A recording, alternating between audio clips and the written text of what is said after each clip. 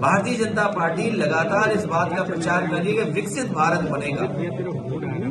क्या विकसित भारत किसानों की बिना आय बढ़े हो जाएगा? हमारे देश की अर्थव्यवस्था तभी बेहतर होगी जब हमारा किसान और गरीब खुशहाल होगा। बीजेपी के लोगों ने कहा कि किसान की आय दोगुनी करेंगे, लेकिन आज दिल्ली के 10 साल पूरे हो गए और उत्तर प्रदेश की सरकार के लगभग 7 साल पूरे हो जाएंगे, लेकिन किसान की आय दोगुनी नहीं हुई। नौजवान बड़े पैमाने पे बेरोजगार हुआ है, उसकी नौकरी छीनी गई है।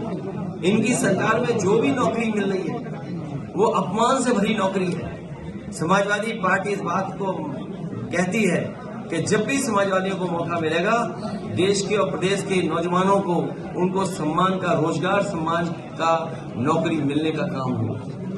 जो इन्वेस्टमेंट का सपना दिखाया था वो जमीन पर नहीं दिखाई दे रहा है। 40 लाख करोड़ का सपना दिखाया, एमओयू साइन हुए, अब तो दूसरे प्रदेश के लोग भी एमओयू कराने लगे हैं। हाल ही में तमिलनाडु में देश के प्रधानमंत्री गए, देश के बड़े उद्योग मंत्री गए, वहां भी एमओयू हो गए।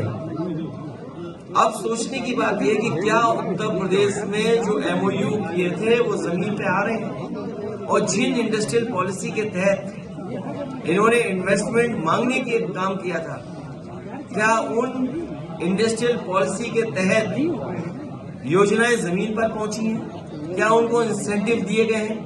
जब बजट में इंसेंटिव का पैसा नहीं था या इंसेंटिव के लिए कोई बजट नहीं था, तो फिर इन्वेस्टमेंट क्या आया है? कानून व्यवस्था पूरी ध्वस्त हो चुकी है और उत्तर प्रदेश ने ऐसी लूट कभी नहीं देखी होगी। हर स्तर पर लूट है, चाहे वो थाने हो, चाहे वो तहसील हो या कोई विकास कार्य हो रहा हो।